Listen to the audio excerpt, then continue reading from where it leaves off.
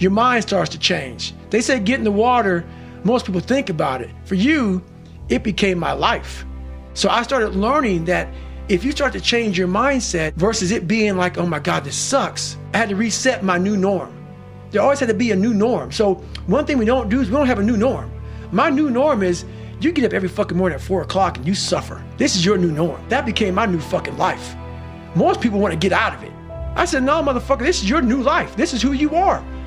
Your new norm is you wake up and you suffer. And I started realizing if that's my mentality, this shit ain't hard anymore. Right. Your fucking new norm is you wake up, you get in the fucking cold water, you're gonna be here till the shit's fucking done. Whenever they say you're out, you get out.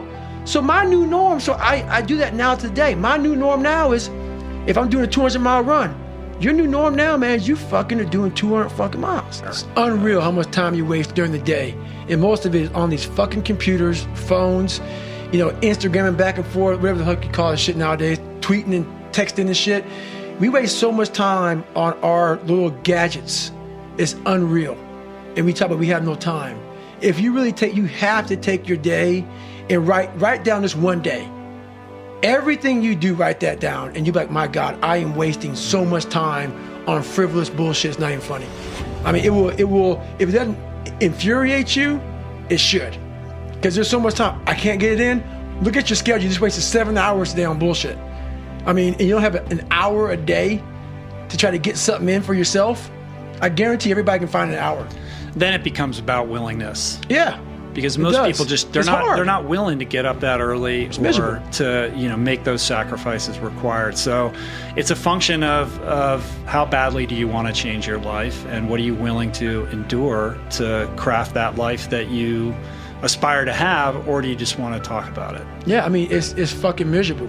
It is miserable. I mean, to get up every day or 5 days a week, whatever, when it's snowing, shiny, not shiny, not comfortable, and to go in the gym and work out when you don't want to go to the gym, it is not fun. Yes, and we want it very fast. If you don't see results in the first 2 days or the first week, I'm done. That's the mentality of most people. The struggle is too real. We're not patient. We like in a world where you can Google the best restaurants around me right now, no one is patient. And for you to lose weight, for you to stop drinking, whatever the hell you're going through, it takes a lot of patience, a lot of time, and a lot of pitfalls, a lot of plateaus. You're gonna hit so many fucking plateaus. If you don't know how to get around that plateau, it's not gonna happen fast. Yeah, everybody wants to hack. There is no hack, man. There's no hack. What do you think is the biggest stumbling block that most people face with this kind of journey? Honestly, is they have the woe is me mentality. It's too hard. Life isn't fair. These things in life are not easy for me. You look to your left, and you look to your right, and you start to judge yourself off other people. Like if you're a female, well, she's skinny and she doesn't work out as hard as I do, and everything starts to corrupt your mind. You start to look around too much at other people and what they're doing, and that starts to corrupt your own dialogue. We are judging ourselves against too many fucking people.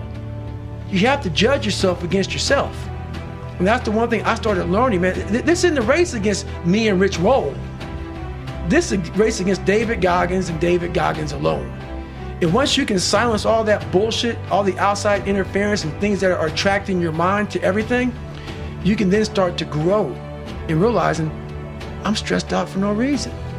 This is my own little race.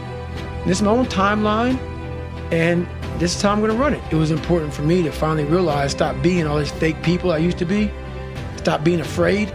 There was no growth until I cut myself down to nothing, to the person I really was, the real human being. And once I found out who I really was, that's when I started growing.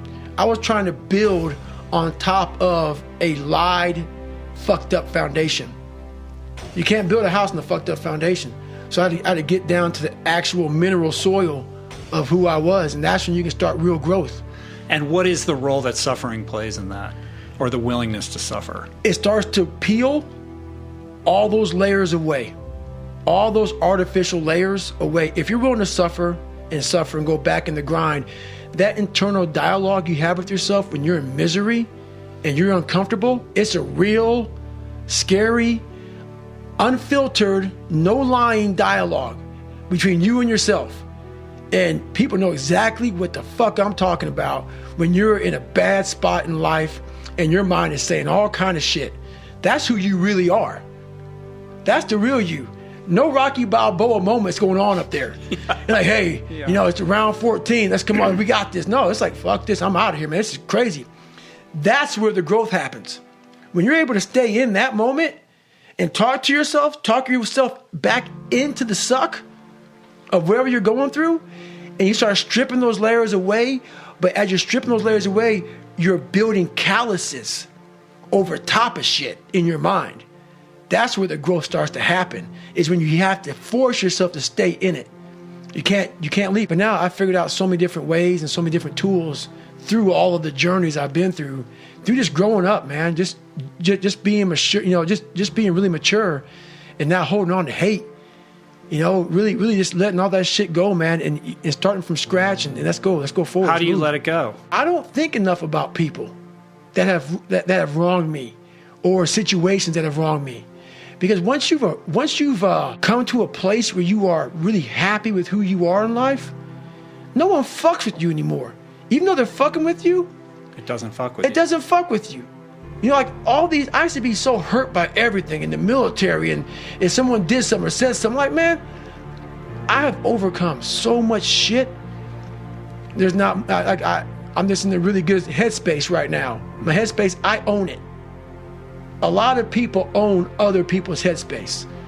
I own my own shit now. They're more caught up in what other people think about them than how you feel about your own personal self. So a lot of people have their brain and their mind on rent to a whole bunch of motherfuckers in the world.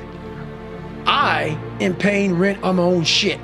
I finally put a down payment on it, and I'm making payments every daggone day on my own fucking brain. So you don't fucking control that shit anymore, man. I got it. Every morning I get up, I still get my run in every morning. Training is basically structured off of my schedule. So look at my schedule, and I say, okay, Jennifer, what do we have today? We have this at 7 o'clock in the morning. Roger that. That means I gotta be up by 4 o'clock in the morning to run. That's how it works. That's how all my shit works, and who I am today. And it comes back from hard work. It comes back from having that very minimalistic mindset. And when you're out there, man, and you're 43, and I've accomplished a lot of shit, you're out there with some 20-year-old kids, and you're nobody again. Being nobody, there's a lot of power in being nobody. There's a lot of power from going to scratch again and going back out there, picking up a Pulaski and just digging fire line. You're just another guy on the line, digging a fire line. And there's no text message. There's no, my God, David, can you sign my book? No, motherfucker. Get your ass out there